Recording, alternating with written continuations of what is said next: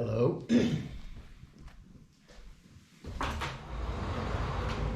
So, my throat is a bit dry.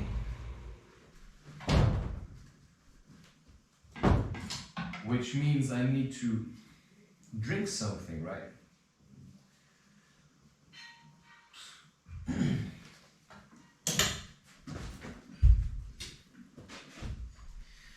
And my heart is a bit dry, which means I also have to do something about that, right?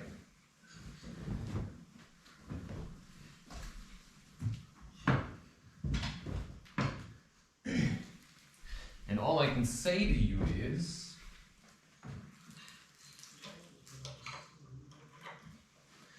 that the things that I'm doing are sometimes quite emotional, which means that I'm having a vision of how something could be that makes me feel like, it opens my heart to such a degree that it almost makes me cry. And sometimes it's like so overwhelming, the amount of love that I'm able to feel, and I don't know how to deal with it.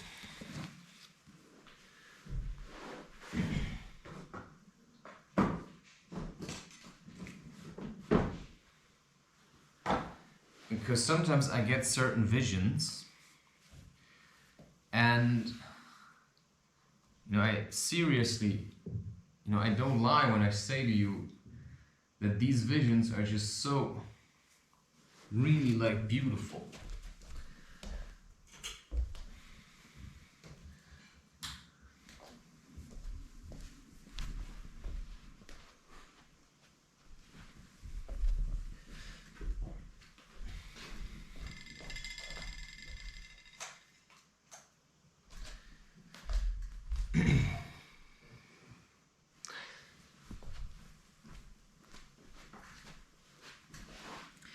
And with that I mean visions like, I don't know, maybe you have siblings, or maybe you have people in your life that you love very much.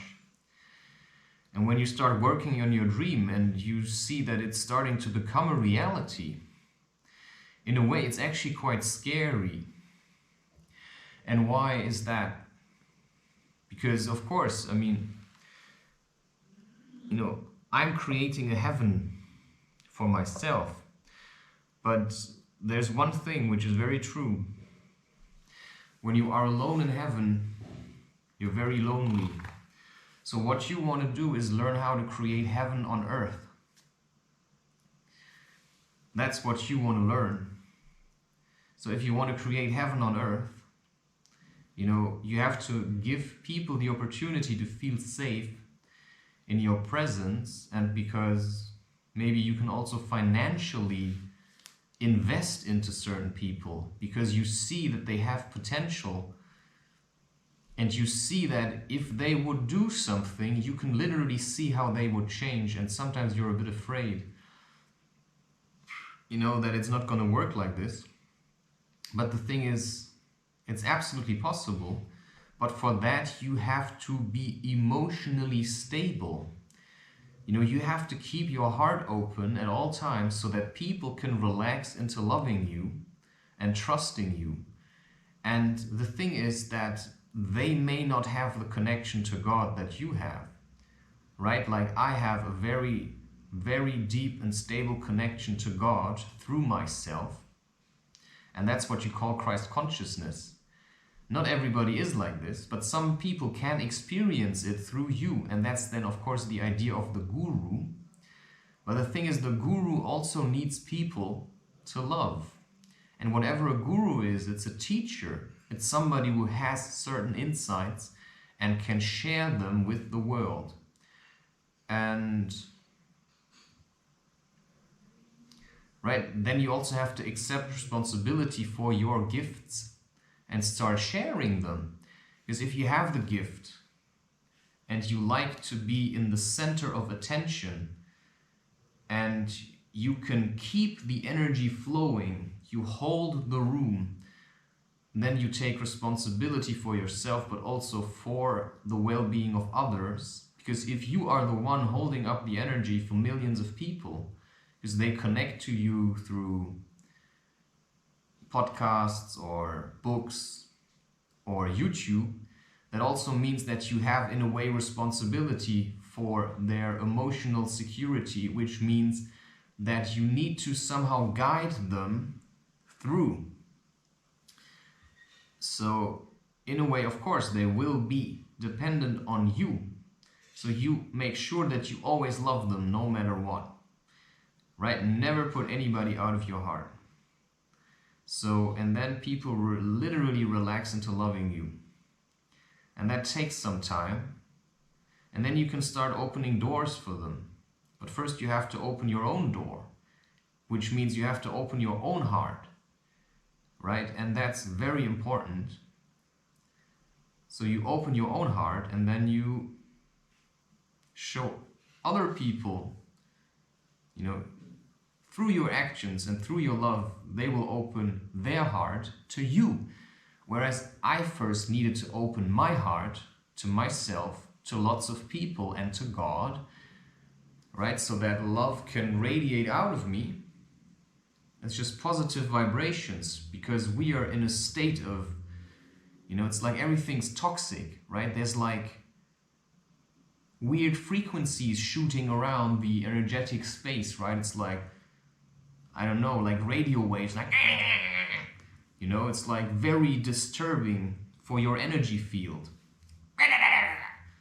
You know, people shouting, cars, like, you know, there's like really small vibrational things. You know, and then there's like people, music and angry, right? And all the vibes that they send around. You know why I keep my head shaved? Because when my head gets too long, I literally get mad. I cannot take it. I'm too sensitive. I feel too much. So I shave it off. Because I feel too much, especially in cities. I go insane, you know. I cannot deal with that. My beard is different. It's like male energy. But I also have to be able to deal with that. So I have to be strong, right? I have to do certain exercises that make me strong. And what makes you really weak is sitting. You know, sitting makes me really weak. So what I can tell you, you know, right, this is my body. This is my body, right? Right here's a bit of like, because I like sugar. I like sugar a lot. I like food. I eat a lot of food, right? So I have a bit of, but underneath it's like pure muscle. I'm like tough, right? Tough. And I've shown you already one exercise, because everybody sits a lot in front of screens. This is one exercise that's good, but it's also quite advanced. Another one that I can recommend to you, right, especially when you are sitting a lot on chairs, is the squat. The squat, right? I mean, this is fairly simple. I don't want to take off my pants, but wait. Maybe I do. Maybe I do. Alright. See, this is a bit better. Like this, right? You see how my arms are resting on my knees? My shoulders, you know, it's like loosely hanging like this.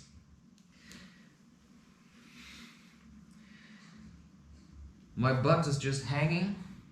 You know, some people, they can only go like this, but you have to let yourself drop into it. You see children sitting like this. And what this does is, it increases the strength of your legs. This, it stretches it. The basis of your spine, where most of your fear is lying, right? Lying. And it increases the energy flow in your legs. So the way I understand it is, you know, if you want some biology shit, if you're sitting like this, you often realize that after a while your feet, you know, and your legs start to be like pins and needles, which is a sign for, of course, restricted blood flow or just restricted flow of energy in general. Let's stick with restricted blood flow for now, because that's much easier to explain in a way, because you understand your body is like this. Like this, of course, it puts more pressure, so the blood cannot flow as good. And then blood stops flowing into your legs, you know, there's no energy in here anymore, and then they become numb. And that's the same with your shoulders. Like if here energy flow is restricted, you get numb hands. So what you have to do is work on your flexibility. So that's one way of relaxing your shoulders, because you can just let it rest here. And at the same time, when you sit like this, you know, when I was 21 or 22, I started to walk barefoot, right? And when I started, I also looked into things, because I also started to run barefoot, and I started to get really severe problems in my Achilles tendons. So I started to look into stretching, and I found that the indigenous squat, or third world squat,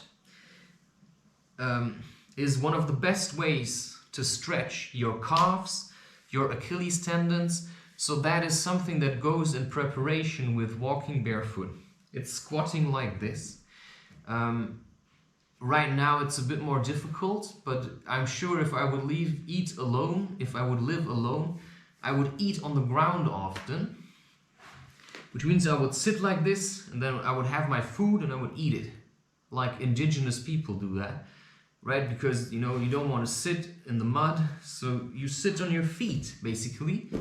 And in the beginning I could maybe sit like this, you know, I was training this every day, extending the time and holding it longer and longer until I could go for half an hour sitting like this without problem. You know, depending also on the terrain. Sometimes it's a bit, depending on how you sit, it's a bit easier.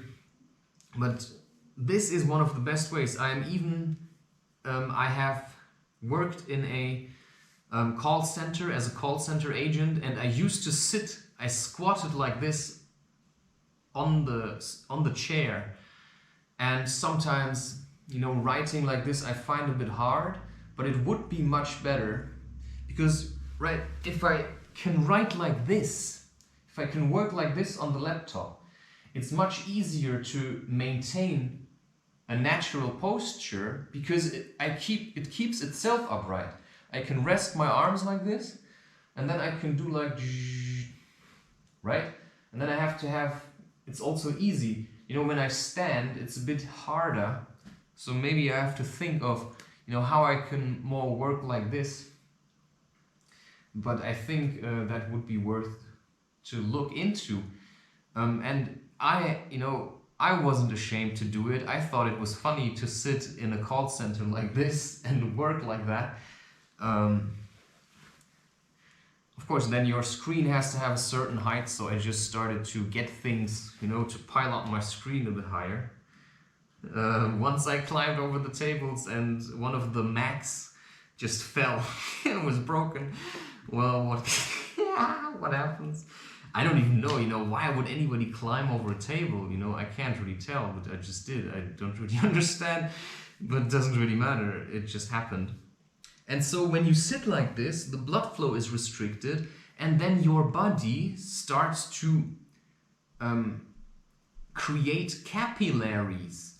And capillaries are like really fine blood vessels, really thin, and they increase blood flow, which means a lot of people have problems with stuff like thrombosis, which means sitting like this is actually actively working against that. So a lot of old people have like really thick blood, like veins that's only because they don't do stuff like this. Like when you sit like this, try it. This is rock hard. I mean, if I sit like this is like soft. When I sit like this, it's rock hard. It's literally rock hard. So that also means some people have problems with weak ankles. This trains your ankles. You won't have problems like walking barefoot in general. This gets all stronger, which means you can like, you know, why do you think I can jump up these things? Like, why do you think I can move like this? Because of walking barefoot,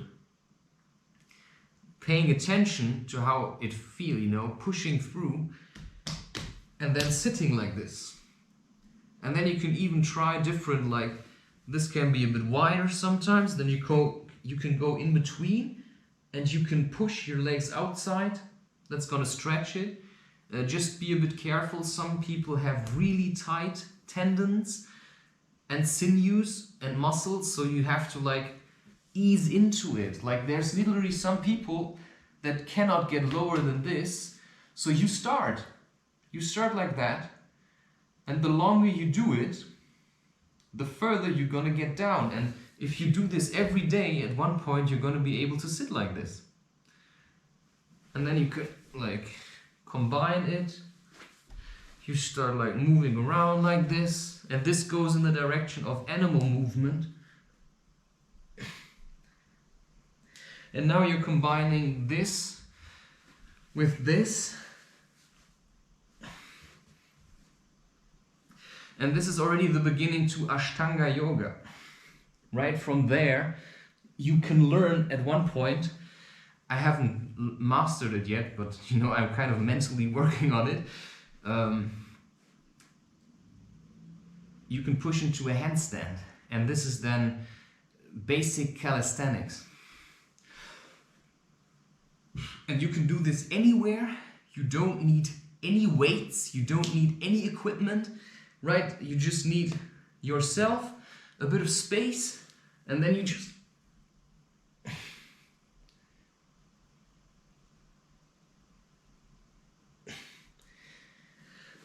yeah, all right. You can also move like this, but always be gentle, right? You are on your own doing these things, right? I'm just showing you some things, but this working like that, sitting like this is really good, but you always have to listen to your body. If it starts to be a bit painful, or like maybe you even get inflammation, just do it a bit less.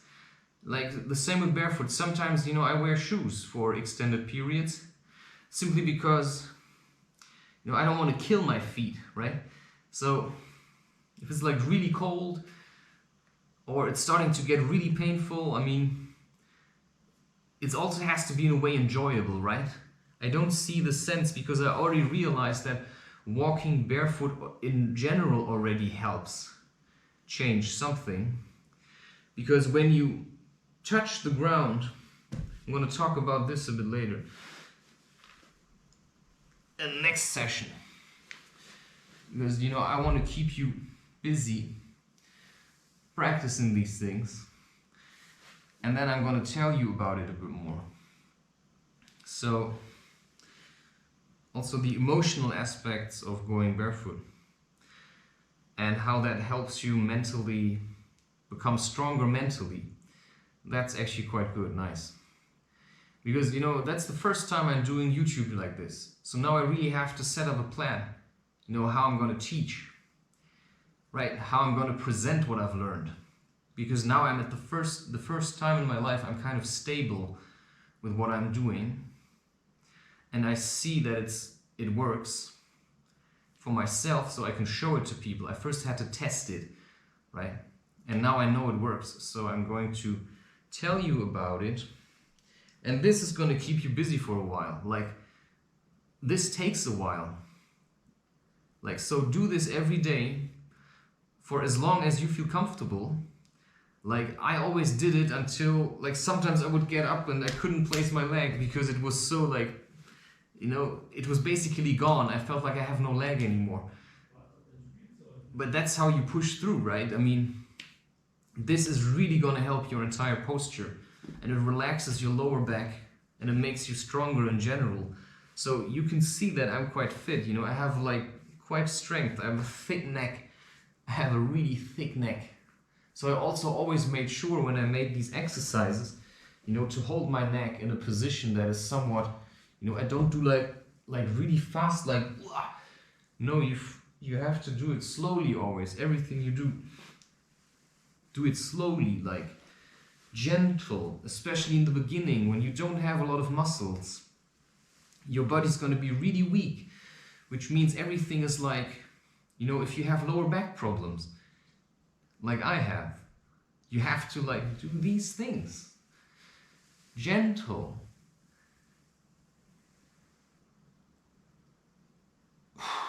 And twerking.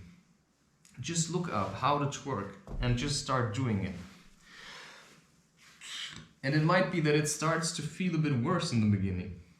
But on the long run, it's going to stretch out your tendons, which is going to relax your feet, which is going to make your spine straighter, which is going to increase the flow of energy in your entire body, which is going to stabilize your energy field, which is going to protect you from weird vibrations like Wi-Fi, like, you know, angry people, right? So this is your thoracic field, I think.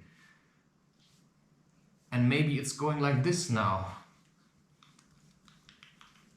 So you have to like, you know, I'm just learning along the way. This is becoming now more apparent to me, the importance of movement.